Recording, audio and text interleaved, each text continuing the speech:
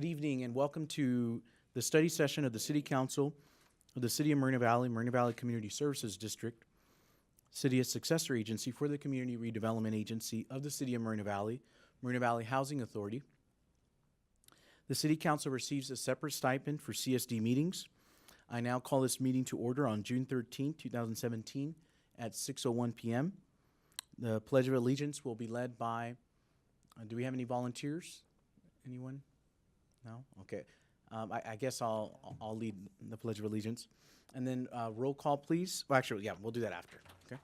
So please stand and repeat after me. Allegiance to the flag of the United States of America and to the republic for which it stands, one nation, under God, indivisible, with liberty and justice for all. Okay, Madam Clerk, roll call, please. Yes, sir, Mayor. Councilmember Gaiba? I'm here. Councilmember Marquez? Here. Mayor Pro Tem Baca? Here. Mayor Gutierrez? I'm here. Staff introductions, please.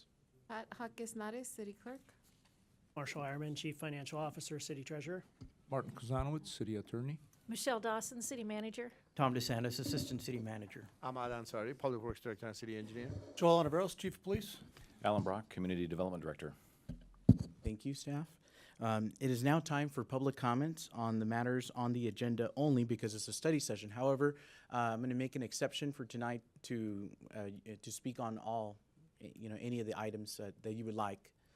So, Madam Clerk, do we have any public speakers? Yes, sir. Pete and Roy Blecker.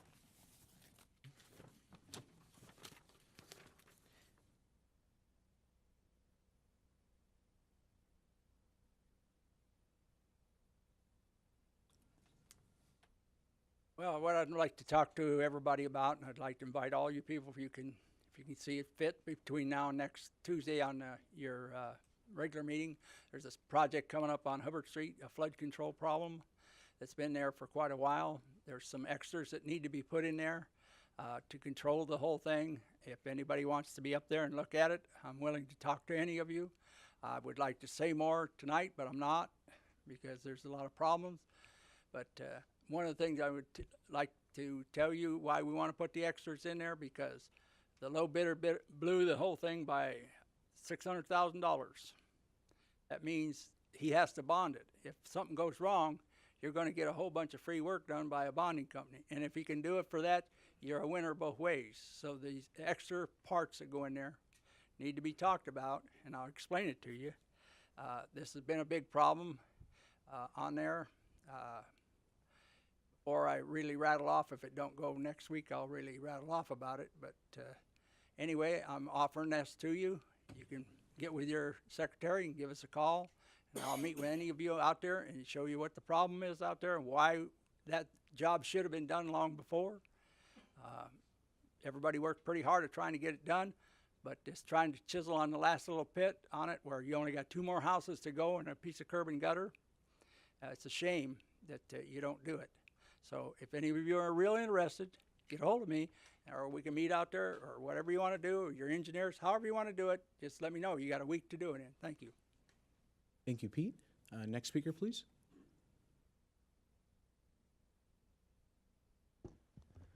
Bleckert in stereo, I'm sure this is making your day. We'll address, since we're taking non-agenda comments, it's something I brought up many times. It's the scheduling of the meetings. I mean, this week was a total crush. I mean, yesterday we had a facilities town hall at Moreno Valley Unified School District. Today we had a county meeting about the police and public safety costs at 1:30. At 2:45, I think there was economic subcommittee meeting.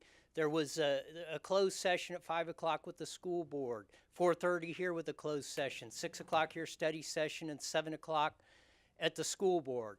Tomorrow, I mean, I guess we get a break again, JPA on Monday, but then Thursday we have, a senior event, a joint task force meeting, and a library commission meeting, and then the swearing in Friday.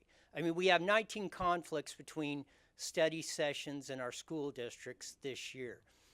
It's something that's been addressed. It's something that's been on the table, something that needs to be dealt with so that the public does. I mean, I get this question a lot. Well, why doesn't the public come out? Well, and a lot of times it's hard for everybody to make all these meetings the way they're scheduled. And I mean, there was, I even put it out on the Facebook pages when LaDonna was mentioning this the other day, and I said, when you were council person, you said you were going to, coordinate this calendar. And I mean, she's come and gone, and it's still there. The issue keeps going on for years and years. So I hope the council will take it up, and this would be probably a number one if we're going to cooperate or work together with our school districts. Maybe this is the first salvo that we can get a calendar for not only for your benefit, but for the benefit of the public and the staff and everybody else. So, everybody's not running around, trying to make this and can't make that because there's just so many all stacked up at one time. It needs to be figured out how we can space these out and coordinate our community meetings, in the future so we can get more public participation. Thank you. Thank you, Roy. No more speakers.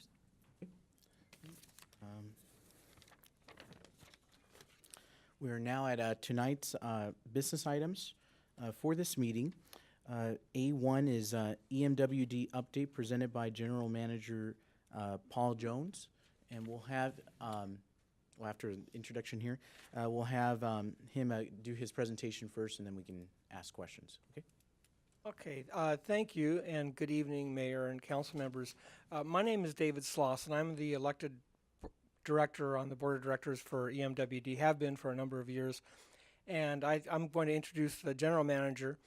And just to give you sort of an outline, just as a reminder for those who don't know, EMWD provides water, sewer, recycled water, desalination, and a number of other functions that we fulfill for Moreno Valley, and quite an area, 555 square miles in total, from here down to Temecula, Wildemar, Menifee, Hemet, French Valley, San Jacinto, and all the way back here, Lakeview, Nuevo. 555 square miles, as I said, and we have over 800,000 residents within our district. EMWD is represented by 5 elected board members. I'm just one. I serve only a part of Moreno Valley, in fact. Moreno Valley is the biggest city within our jurisdiction. The general manager, Paul Jones, he's going to do the presentation tonight, but I'll also mention Kevin Pearson is here. You probably recognize his name, if not his face, because he's often quoted. He's the spokesperson for EMWD. So often in the press enterprise, you'll see quotes from him. So with that, I've been a resident here since 1978, and I can confirm that Pete does know a lot about drainage, and he knows a lot about Hubbard, because I used to live off of Hubbard as well, and that's a drainage issue. You may take him up on his comments. I don't know the particulars for that project, but he'd be a good resource. With that, our general manager is Paul Jones, and here he is. Thank you. Okay. Thank you, President Dave Slauson. Thank you, Mayor Gutierrez, members of the council. I appreciate the opportunity to speak to you tonight. I'm going to talk about something that you may have had some orientation to and heard about, but that is what's called the California Water Fix. And so I'm going to give you a little bit of background to provide some context, give you an update on that project and where that's going. So why don't we go ahead and get started. I think a good place to start is really where EMWD gets its water from. We have a very diverse water supply portfolio. That water supply portfolio is shown on this pie chart. Essentially, it's comprised of 4 components. We have recycled water, which makes up about 37% of our supply. We're very proud of our recycled water program. We recycle 100% of the wastewater that we collect in the service area and use it for beneficial uses. We also desalt brackish groundwater. In the western part of our service area, in the North Paris Basin, we have lots of groundwater, but that groundwater is salty. You can't drink it, so we desalt it with reverse osmosis and serve that to our customers. It's a very good quality, pure water supply. We then have groundwater in the Hemet-San Jacinto Basin that we don't have to desalt, and we supplement that during wet periods with imported water, and then we pump that water out of the groundwater basin for use during dry periods. But what I'm going to talk about today is the imported water system. We receive about 46% of our water from imported sources. That water comes from the Metropolitan Water District of Southern California. We are one of Metropolitan's 26 member agencies. Randy Record, who is on our board of directors, is the chair of the Metropolitan Water District. Metropolitan Water District serves 19 million people in Southern California, from Ventura to San Diego County. They basically provide imported water for half the state's population. So we get about 46% of that water, and from those sources that Metropolitan has, they get water from the State Water Project and the Colorado River Aqueduct. I'm going to talk about that a little bit more. So let's talk about the State Water Project. The State Water Project, where Metropolitan gets a portion of its water supply, essentially starts north of the San Francisco Bay Delta estuary. The head reservoir for the State Water Project is Orville, which many people heard about last year. And the terminal reservoir, the State Water Project, is actually Paris Lake, Lake Paris. So the green line that's going down the middle of the state is the State Water Project. It was built in the 60s under the first Governor Brown. That supplies about 25 million Californians with water. It's a very significant part of our water infrastructure. If you had a vegetable today, it was probably grown with water from the State Water Project. We grow a substantial portion of the vegetables in the United States, and that is irrigated with water from the State Water Project, or what's called the Central Valley Project, which also draws water from the San Francisco Bay Delta estuary. As I mentioned earlier, Metropolitan gets a portion of its water from the State Water Project. They are what's called a contractor of the State Water Project, and so they essentially pay incrementally the costs for the operation of the State Water Project with all the other contractors along that system.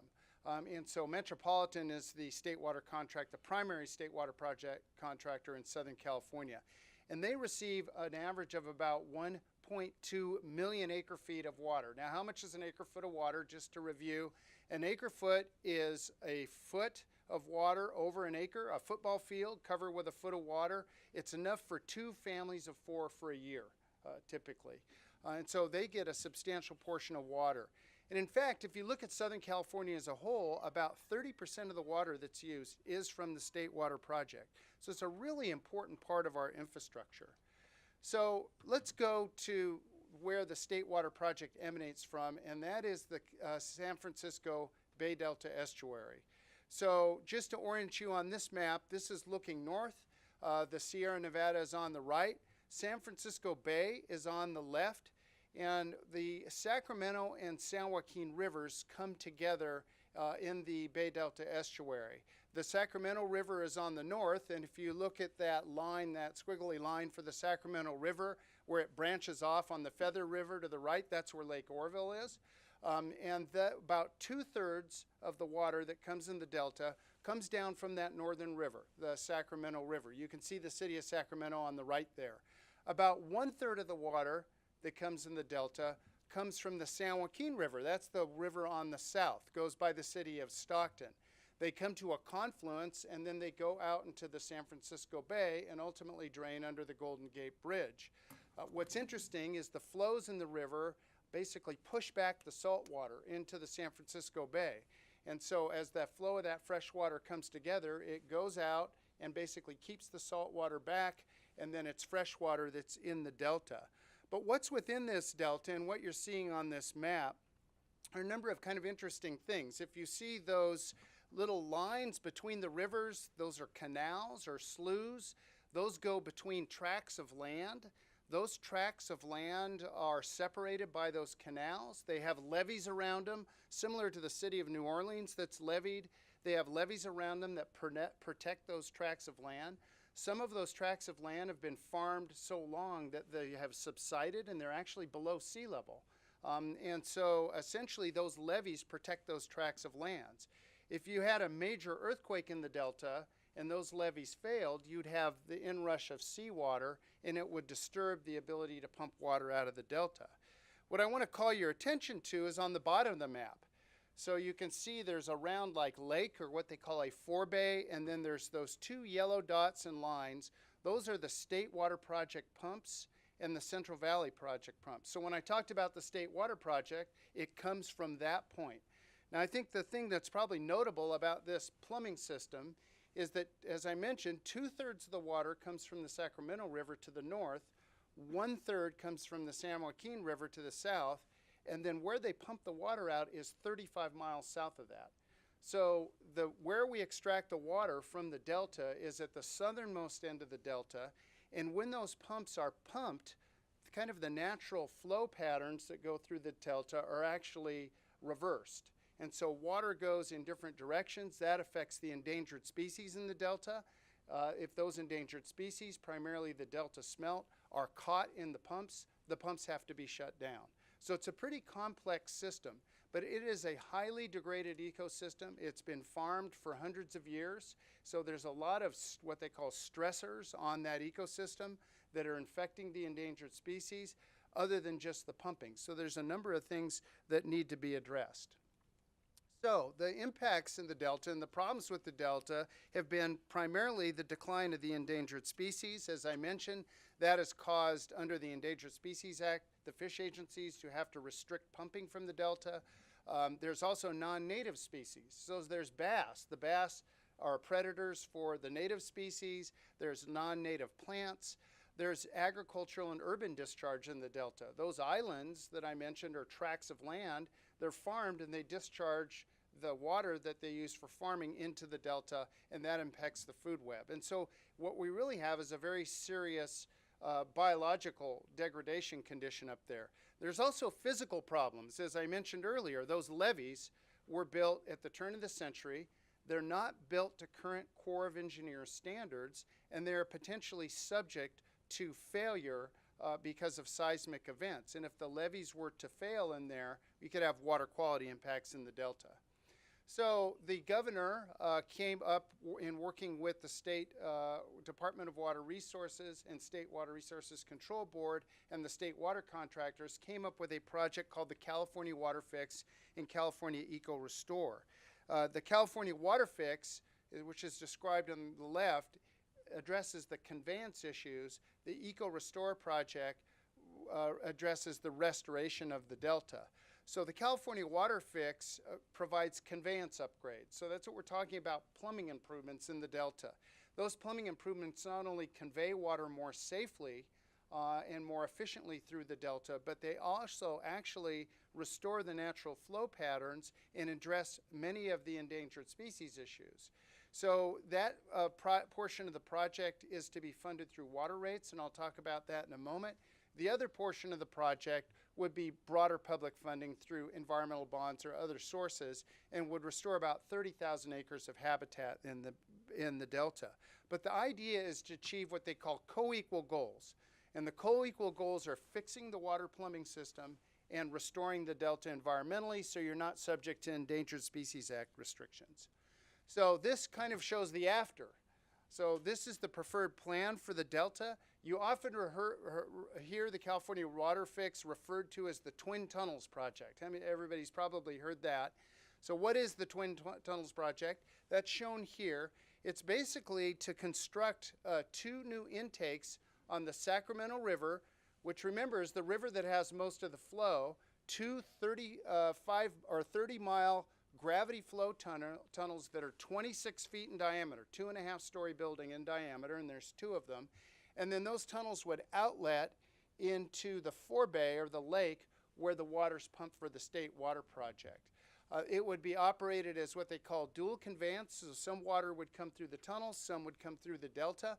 But if you think about the basic plumbing problem up there, 2/3 of the water's in the Sacramento River, and so this will draw on that water from the Sacramento River. And what it does is, when there's very big storms in the Sacramento River and in the Sierra, and that water comes down, we'll be able to move water in short windows of time and not impact the environment. So I think that's the benefit to the environment. So the cost of the project's $14.8 billion. That's a big number. The construction period is about 8 to 10 years.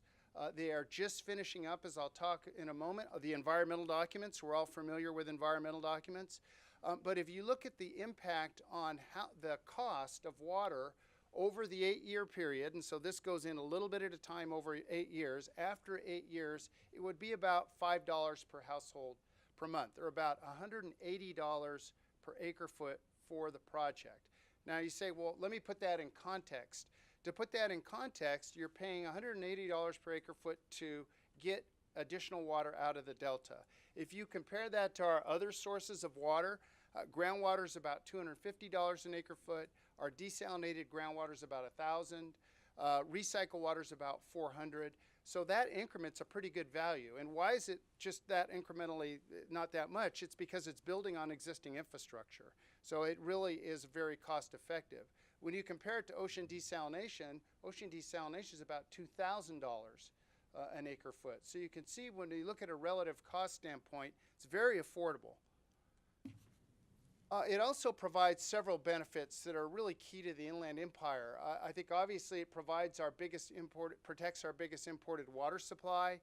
It helps us manage during droughts. Now, how would it do that? For example, if the water fix was in this year, we could take additional water because it was very, very wet and snowed a lot in the northern Sierra. We could take a lot of water during the winter, store it in groundwater basins for future uses. We're able to do that now, but we're not able to take as much as we would with this system in place. It also gives us better water quality that's less salty, and also allows us to manage in those wet years. So the graph on the bottom shows the additional water that's available with the water fix. Statewide, it provides about 1 million acre feet more yield on an annual basis, and Southern California would get about a quarter of that. This shows a very complex chart on the approval process, but I just would like to summarize it by saying we're all very familiar with the California Environmental Quality Act, or CEQA documents, the National Environmental Policy Act, NEPA documents. This is also subject to the Endangered Species Act, so they're doing endangered species consultations, biological opinions. In fact, the documentation for this project was over 30,000 pages, if you can imagine. And that is culminating with the Department of Water Resources issuing a notice of determination on the environmental documents expected either late spring or early summer of this year. So it's just around the corner. So where we are and what we're asking for is consideration by the council of support for the project, and we'll talk about that in a moment, but also to support the water agency's long-term efforts to keep this project on time and on schedule. As I said, even if it was approved tomorrow and there was no litigation of the environmental documents, it would be 8 to 10 years before it came online. So we're planning for our future in this state and sustaining our economy and our way of life. We're also asking you to share information with others in the community, and if you want information for us, we can certainly provide that. There may be voter initiatives on the ballot that may hinder the project. We haven't seen any yet, but those could come up. We'd ask you to oppose those if they came forward. And also, we would like to come back at a future meeting and ask that the council consider a resolution of support. We've had similar resolutions of support approved by many cities in the service area, Western Riverside Council of Governments, and others. And so we would like to come back at a later time for your consideration. So with that, that concludes my presentation. Are there any questions I can answer? If you could just please press your button here. Okay, Councilmember Marquez. Mr. Jones, where does the local reservoirs or lakes around here have to do with the water source for our drinking sources here, like Sure. Diamond Lake, Paris? Can you explain that? Sure. There are several lakes in our service area that are owned either by Metropolitan Water District or the Department of Water Resources, and those lakes store the imported water that I mentioned. Certain lakes store certain sources of imported water. So let me give you an example. Diamond Valley Lake stores only State Water Project water. So State Water Project water comes down through the State Water Project system. It then connects to Metropolitan system, and that goes down and is stored in Diamond Valley Lake. Diamond Valley Lake, because we had a wet year, has actually filled up this year. You look at Lake Paris, that's also state water project water. Lake Skinner, south of Diamond Valley Lake, that can be state water project water or Colorado River water. Lake Matthews is Colorado River water only. That's the terminus of the Colorado River Aqueduct. Actually, if you think about our little portion of Riverside County here, it's kind of interesting. The major imported water systems, the State Water Project and the Colorado River Aqueduct, all end here. So all the terminal reservoirs are in this part of Riverside County. So actually it gives us a lot of security by having that water stored locally. Did that answer your question, sir? Yes, it did. I have another question. Sure. The Sierras, everybody says that, you know, when we get enough snow out there, it really helps Southern California.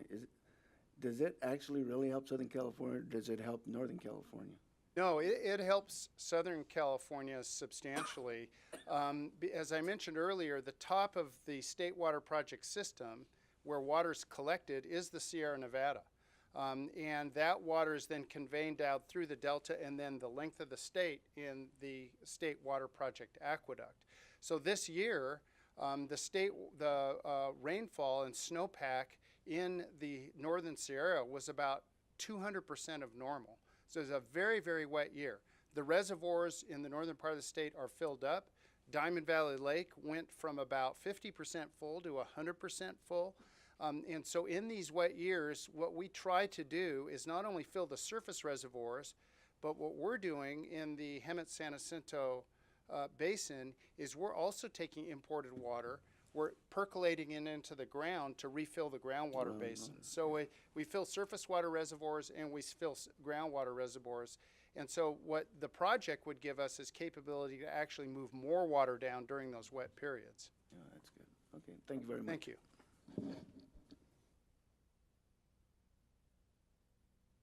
Thank you, Mr. Jones. Thank you very I don't much. see it Appreciate anymore. the opportunity to speak. Thank you, no problem. Thank you. Okay. Okay, next item we have is MVU Roadmap, Report of the Financial and Management Services.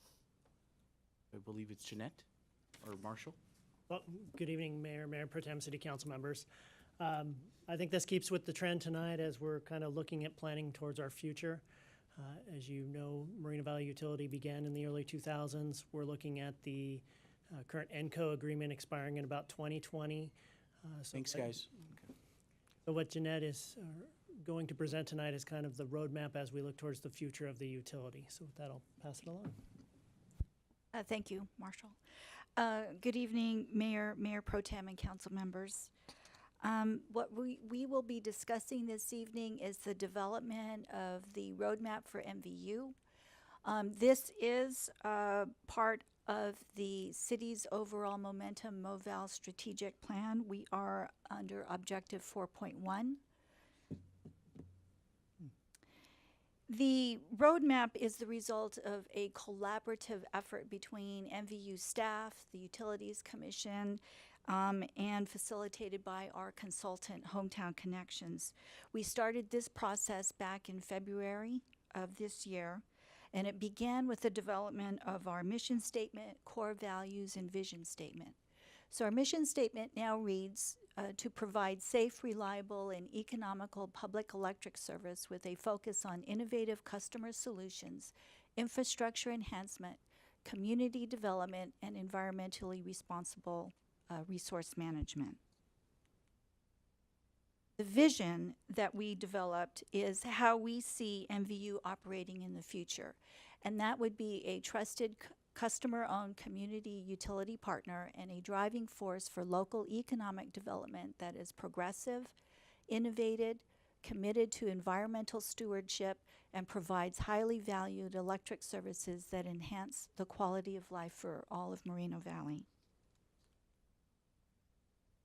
After considerable discussion of critical issues facing MVU and conducting an analysis of MVU's strengths, weaknesses, opportunities, and threats, we honed in on 6 strategic areas of focus that we felt were crucial to address in order to realize the vision of MVU as a highly valued electric service provider that enhances the quality of life for Moreno Valley. The first strategic area of focus is finance. MVU will operate in a manner that ensures long-term financial stability and customer value. In order to achieve that objective, we developed six goals. The first is to establish a reserve policy, establish MVU as a standalone tax-exempt borrower, explore a rates policy alternative, explore appropriate rate structure for solar customers, develop a 5-year financial plan, and finally, to develop key performance indicators that will allow us to measure our progress as we move forward. The second strategic area of focus is under workforce. MVU will attract and retain knowledgeable people who work safely and work well with the community and reflect the values of MVU. And these values are the core values that we developed, which include community-oriented, customer-focused, honesty and integrity, flexible and progressive, transparent and accountable, and respectful and professional. The goals under workforce are 4. The first is to analyze MVU's organizational structure, consider additional resources to address immediate needs, create a succession plan for those staff members in key roles, and then provide ongoing training for staff. The third strategic area of focus is under power supply. MVU fully supports a diversified, sustainable power supply that includes renewables, energy efficiency, demand response, energy storage, electric vehicles, and cost-effective and clean distributed generation. There are several goals to achieve that objective. One is to update our integrated resource plan, comply with state requirements for renewable energy, which is the Renewable Portfolio Standard, energy efficiency, energy storage, consider the state's loading order. And just for information, the loading order that is required by the state requires utilities to decrease electricity demand first by increasing energy efficiency and demand response programs, and look at new generation needs first by obtaining renewable resources, and second, consider clean fossil fuel generation. And the last goal is to explore forming or participating in community choice aggregation. The next strategic area of focus is under community and economic development. MVU is an active participant on the economic development team to help attract businesses that bring jobs and value to the community. The goals to achieve that objective include enrolling 5 new businesses in the Higher MoVal 1 program, meet with large customers once a month as part of the economic development team, participate and or sponsor at least 5 city events per year, partner with other agencies on the development of projects or tools for analysis to analyze specific projects, and then to continue to provide economic development rate incentives to help attract jobs here to the city. The next strategic area of focus is for customers. We want to ensure that our programs and services will meet the needs of our customers and the larger community. And to achieve that, we want to develop a robust customer satisfaction program that includes regular customer surveys, establish an electric vehicle program, establish a quarterly newsletter for both residential and commercial customers. For the next strategic area of focus, it's under infrastructure. We want to ensure that our infrastructure is robust, safe and reliable, meets customers' expectations, and is cost effective. And to achieve that objective, we want to evaluate potential adjustments to the MVU business model to accommodate changes in the electric utility industry, maintain our reliability measure at 5 minutes or lower, achieve the reliable public power provider designation, it's also called RP3, complete installation of the smart meters, complete acquisition of the streetlights from Edison, complete the distribution ties and system upgrades, and finally meet applicable reliability standards.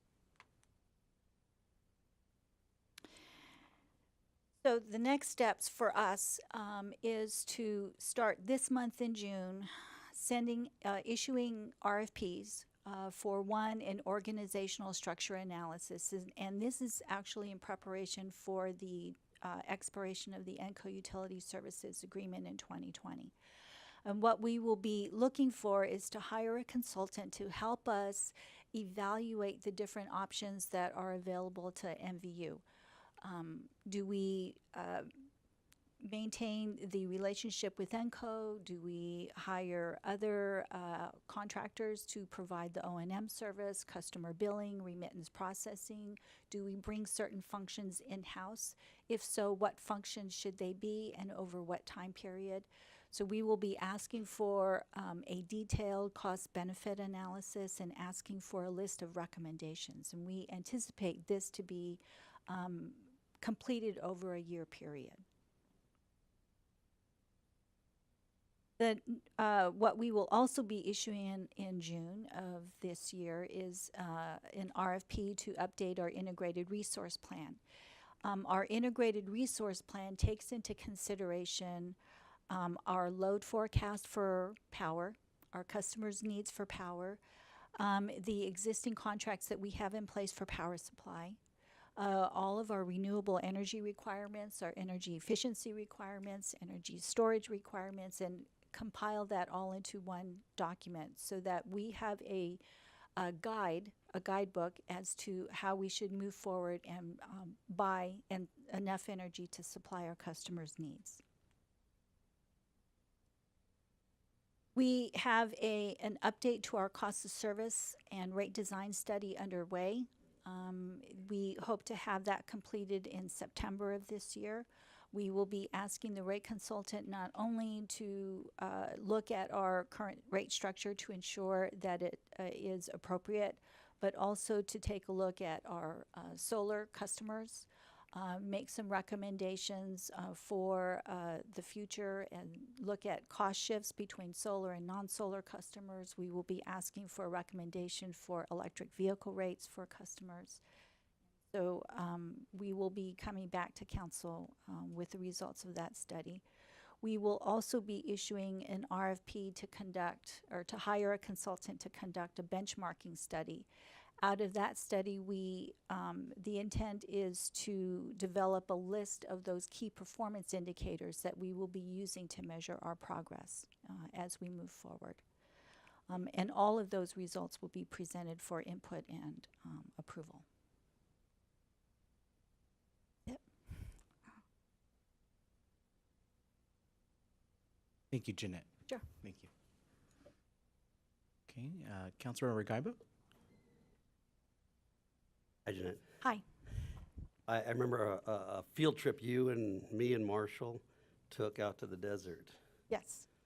And is that still on the radar? I didn't see that in the presentation as new power production capabilities. We will be looking at under the strategic focus of power supply. Let me see if I can go back here.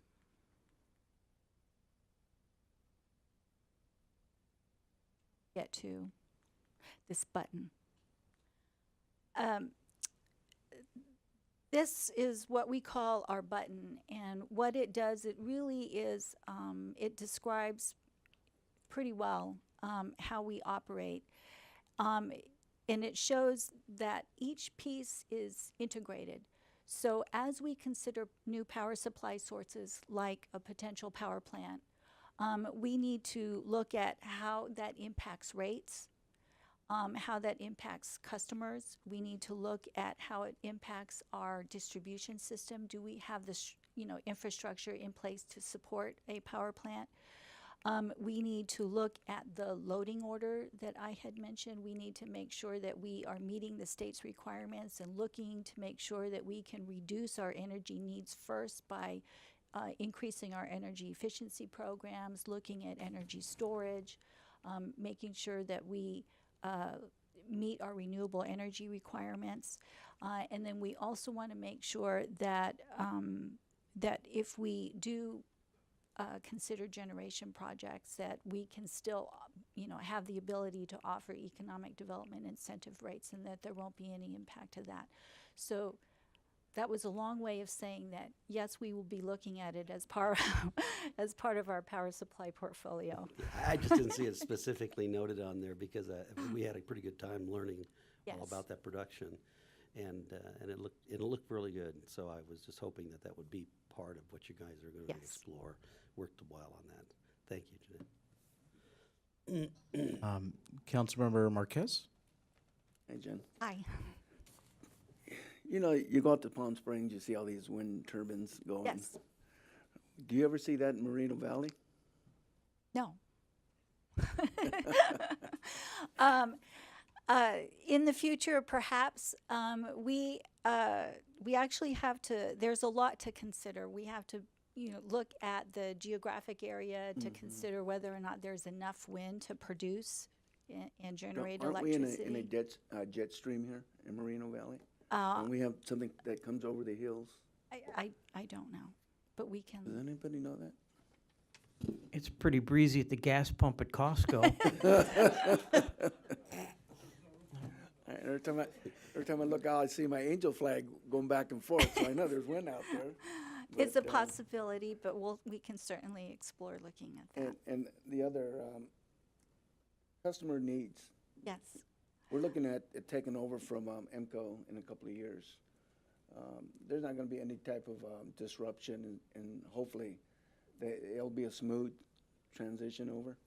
Whatever transition there is or will be, we definitely want to make it very smooth. We did talk about the fact that if there is a rough transition period, it could be perceived, negatively, and we don't want that to happen. Exactly. Right now, we get very good customer service. We get, 24/7 basically. So whatever we end up doing, we want to ensure that there is no drop in service for our customers. That'll be the first concern of residents out there, Yes. I want that to happen. In Edison, do we see that in the future, Edison not being around? Well, that was part of the rationale for exploring community choice aggregation. During our discussions with the Utilities Commission, they made it very clear that they wanted MVU to be able to provide a benefit to the entire community. And this could possibly be one way to do that. I hear a lot of complaints about residents saying that, we pay more for Edison, vice versa. And we hear that Moreno Valley's utility is cheaper than Edison. And I don't think that's the case, because we're always adjusting our rates. Our rates are Edison. the same as Edison. Edison, so, but it would be nice to have those big fans going on out here, and I just hope. Marshall? Yes. I just hope that at one time that when we do our transition over, it doesn't interrupt anybody. Yes. So that's all I have. Thank you. Marshall, you had something? I was just going to add, Councilmember Marquez, one of these, or a couple of these things, as you talk about customer service, that's one of the reasons that we're here today. ENCO agreement expires in 2020. We want to make sure that we have everything perfectly in line before that. Jeanette's been doing a great job at planning this and bringing it to you today. Whereas we're in mid-2017. Our goal is definitely not to have an impact. And just to echo, the Utilities Commission and what we've really received feedback from the public is we want to make sure that Moreno Valley Utility is a benefit to the city as a whole. That's where the economic development rates come in, but it's also where we're looking at with the streetlight purchases, and some other activities, the community choice aggregation. We want to make sure that Moreno Valley Utility is, nobody looks at it in a negative light because it really provides benefit to the city as a whole from every aspect. We have consultants working with us already. Oh, excuse me. We have consultant working with us already on this transition. What we have is, this is kind of the first step in the roadmap. We've been working with Hometown Connections to set this foundation. This then leads us into the next step. I think in the last slide Jeanette mentioned, we'll be issuing an RFP to bring in a consultant to really look at this transition, how we do it. There is a lot of cost-benefit analysis to look at every aspect, whether it's just how we handle the bills, to how we handle the maintenance, the customer service, the engineering for new projects. We want to make sure that we as the city have our best resources in the appropriate place, and where we need to leverage outside consultants, we can do that appropriately. Yeah, 2020 will be here before you know it. Thank you. And Jeanette, just really quick, do we have any of our utility commissioners here? Commissioner Bleckert. Oh. Oh, he was here earlier. Oh, okay. Okay, so there's no commissioners there? No? Okay. Sorry. No, it's okay. I was just wanted to recognize it. And then I just had a quick question about rebates and programs. I know I've heard from some people that either really like MVU, and then some people that are kind of upset sometimes because they'll say, oh, if the other program, they have better rebates and programs. Do you know if we're able to match everything? With Edison? Yes. We are able to match them on most things, and in fact, with regards to our solar program, our rebates exceed theirs, at least on the commercial side. I do not believe they offer residential rebates anymore, neither do we, but we are much more flexible. With regards to our energy efficiency programs, we tend to match them. Match, okay, great. Yeah, I just asked that because I think it's something to keep in mind as you develop your MVU strategic plan. Sure. Something to keep in mind. And all right, so Mayor Pro Tem Baca. Jeanette, I just want to say thank you for the work that you do as a liaison for the Moreno Valley Utilities Commission. I see how much work and effort and how long you stay here and work with the commission to get this roadmap completed. So I want to just say thank you to you and to the commissioners that are still here, and remind everyone that we do have some openings and we do need hardworking people to apply for the Moreno Valley Utilities Commission. Thank you. Okay, thank you. Thank you, Jeanette. Appreciate it. Okay. Our next item that we have is the initial assessment on citywide commercial vehicle parking. And we have report of Public Works, Ahmad. Good evening, Mayor Pro Tem, members of the City Council. Recently, with the removal of a few locations of the commercial parking, City Council had asked staff to bring the whole item back in a study session so that we not only review the inventory but also come up with some options. Eric Lewis, our city traffic engineer, will do a short presentation. Good afternoon, Eric. Good afternoon, good Mayor, evening, Mayor Pro Tem, and members of the council. I will try to be brief in the effort of time. Ahmad gave me a great introduction there, so I'll just jump right into the study. The study had 4 prime objectives, which was to determine utilization of the various areas, to review other agencies' policies and potentially determine best practices, to analyze the safety performance of the designated truck parking areas, as well as inventory other parking resources and opportunities in the area. In addition, this study supports objective 2.5.2 of Momentum Mobile, the city's strategic plan. So the study surveyed 22 other jurisdictions to determine what they allow and what they don't allow. And generally 4 agencies provide for commercial vehicle parking. Some allow parking for limited periods of time, primarily on truck routes, and then most agencies are silent on off-site parking regulations. So here's some of the typical vehicles that you would see in our designated parking areas, generally 10,000 pounds, used for transporting goods and services. This slide depicts the streets that have currently designated commercial vehicle parking, which includes Veterans Way, Corporate Way, Resource Way, a portion of Heacock, Globe Street, and Golden Crest Drive. So in terms of utilization, the streets were surveyed on 3 separate occasions, twice during the week and once on the weekends. And for the most part, most of the parking is greatly underutilized, with the exception of Heacock Street. The slide demonstrates those utilization rates ranging from 0 to 108%.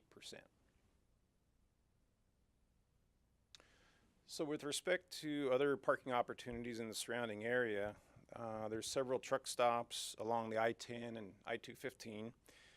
Caltrans provides rest stops for truck drivers to stop after they've made their hours.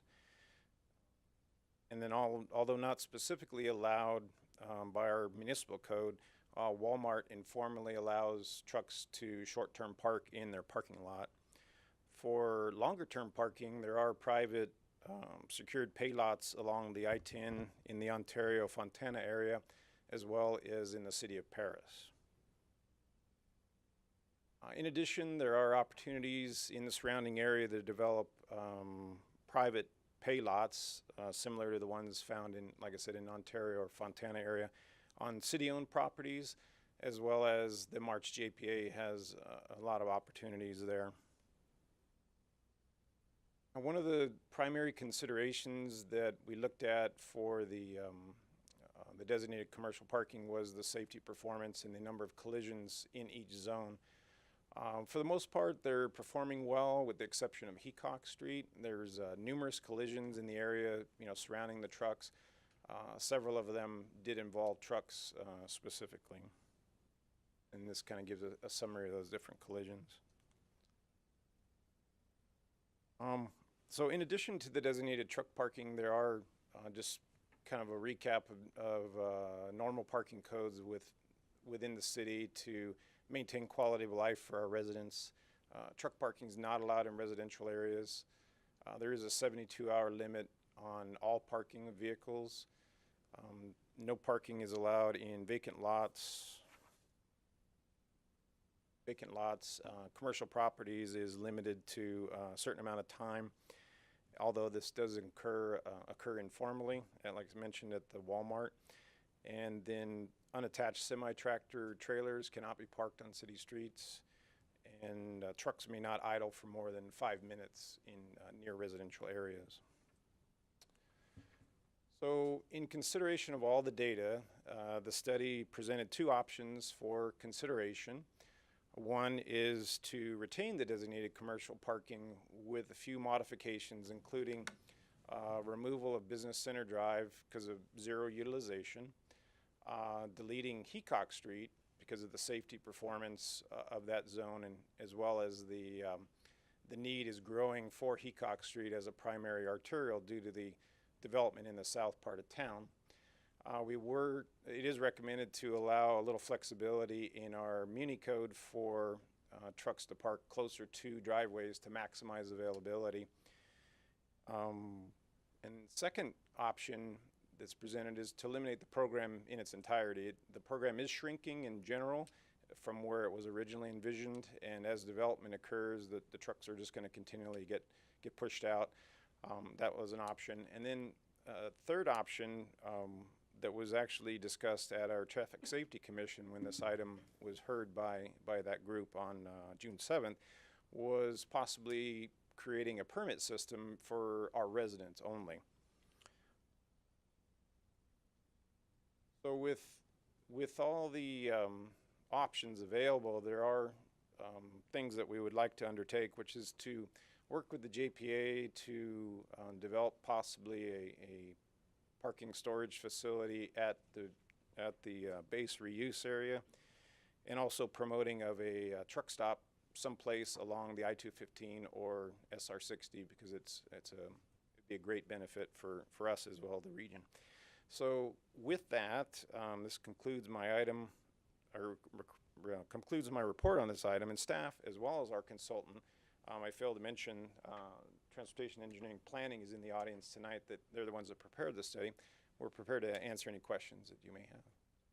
Thank you, Eric. Just, one of the things I've heard from residents, recently, I guess there's some people that, have been parking in the Hecock area, their trucks, but I guess it's been a safety issue too. So they've been, a few, this is just like a handful, have been kind of saying that, it's a safety issue, and if there's any other designated area where they can be parking. So, I kind of like to see, because I noticed Paris has an area that's kind of gated, and then people can park there, and then they pay a fee. Yeah, there is a commercially available pay for parking lot in the city of Paris, but the consultant maybe can answer a little bit more in detail, but for security reasons, they wouldn't divulge the location. I'm not sure why that is, but there is one available in the city of Paris. But no one know, or just the Well, I guess they people don't that park advertise there. it necessarily on their webpage, but if you inquire, they'll probably give you direction on that. So. Okay. And so now, did the Traffic Safety Commission study options to see about adding some little spaces to park? They had a lot of discussion, and ultimately at the end, they recommended to leave the parking as is and to work with the JPA to develop a truck stop. They weren't in favor of any long-term pay for parking lots. Well, I think working with the JPA is probably a good idea too, because they have a lot of space. Yeah, I mean, regardless of what option we go or what route we go, that is recommended as a next step. Because one of the concerns people I think have is that it's just parking on Hecock, just the safety, or in any of these locations, people breaking into their trucks and those kinds of issues.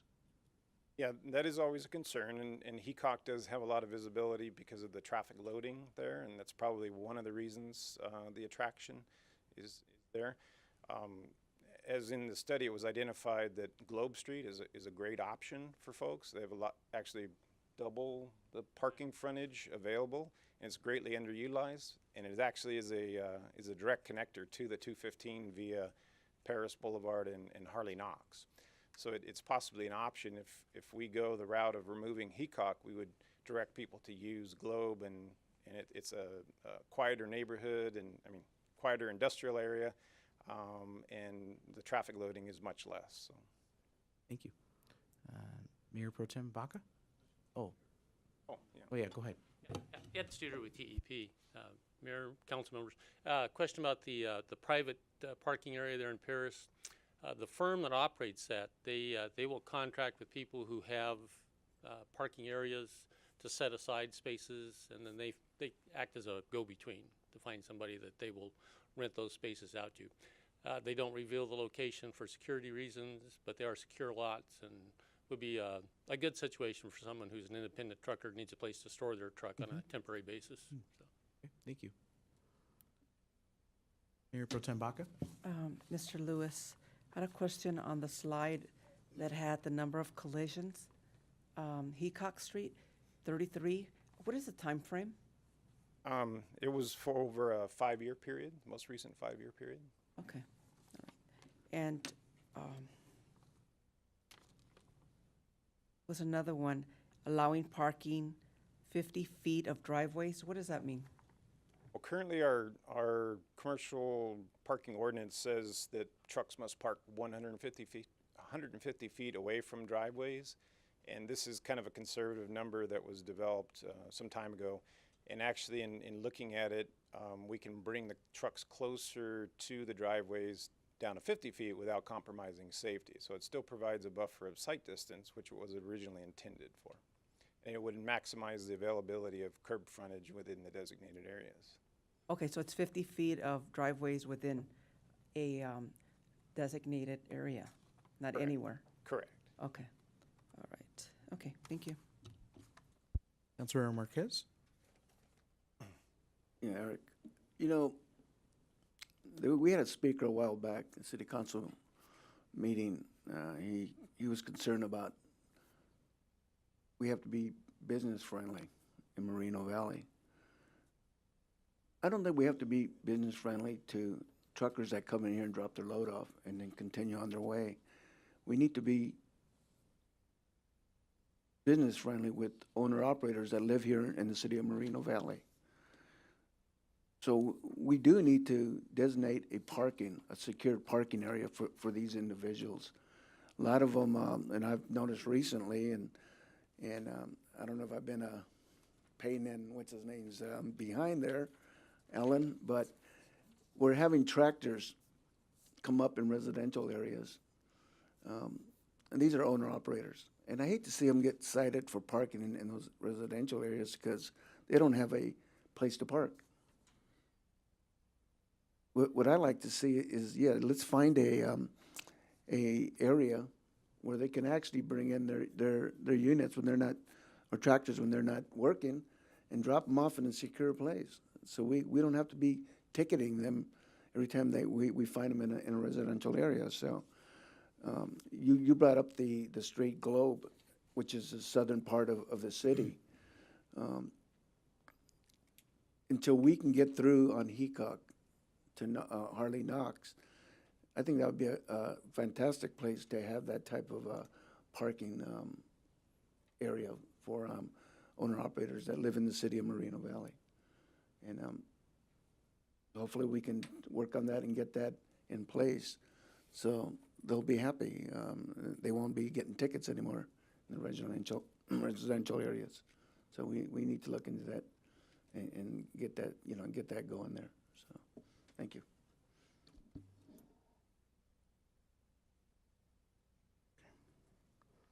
All right. So are you looking for some type of direction? Yes. Right. The next steps would obviously yeah. be to implement whatever I whatever think, changes are necessary. I don't know, there's a consensus, at least for them to continue to explore the JPA options? You don't have a problem with that? Okay. Okay, so if you can continue to explore that, and, I just don't want to see, more areas eliminated, because I know people, and you're right, David, there's a lot of people that live in Moreno Valley, and that are owner-operators, and they're kind of looking for a place. And one of the arguments I've heard from some people is that they have to park all the way in Paris in that undisclosed location, and then drive back this way. And so they're kind of wondering, how come we don't have a little area that's secure? So,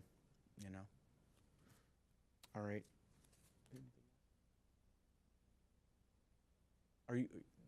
So, Mr. Mayor, just to clarify, we keep the inventory as is, and is there a consensus to provide Promotion. consideration for the owner-operator residents within the city in the Globe area, and also work with JPA? Yeah, I think even promoting it, right? The Globe Street, and also I wrote down, I saw that business center, right, Eric? If you go back to it, I think it said 0%. No one's using that area. That by City Hall here? I think so. Okay, I hear someone in the back. Yes. Yeah, 0%. Yeah, so maybe isn't there a way to somehow promote that? Maybe little sign. I don't know if this sounds, but maybe signs normally where they park on Heacock. Maybe there could be a sign saying, "Oh, also there's additional parking on Globe Street or in Business Center." Ed Studer, yeah, you might notice also on the curb frontage that's available for parking on Business Center Drive, there's 0 feet. Oh. Because of the number of driveways along there. Okay, so there's no space. And they don't park there. Okay. All right. Go back to Globe. Okay, go back to Globe. And the JPA. Okay. Is the city council not comfortable with eliminating Heacock location? Is that what I'm hearing? Okay. I don't think there's consensus on that. Okay. Thank you, Eric. Okay, thank you. Okay. Before we get to city council requests and communications, I'd like to recognize we do have our council member-elect standing in the back, actually sitting in the back. Okay, Ulysses. Okay. All right, so any city council requests and communications? Dave? Yeah, I apologize for that. Okay. I'm very concerned with the fireworks activity in the city. It's gotten worse over the years. I met with Tom about the fines. I met with the chief fire chief, about the safety of fireworks. We all know how children, you know, all they want to see is fireworks, so they don't care about the safety. Parents don't care. They just give them fireworks, tell them to go out in the street and fire them off. So with that, you know, we get a lot of kids getting injured. But lately, it's been fireworks starting in April, May, and it continues. Seems like it's a longer period of time now. The deterrent that I see is not working with the fines, $100, $200. I have asked my colleagues to let's raise that fine from $1,500 to $2,500 to $3,500, and I couldn't get my colleagues to give me a second. So at this time, I'm asking again on the dais if I can have a second to look at increasing the fines on the fireworks, and maybe that will deter more people. I would be happy to second that for you, David. That's something that we've been talking about for years around here and how we deter the fireworks. I appreciate that. So that's all I have to say. Thank you.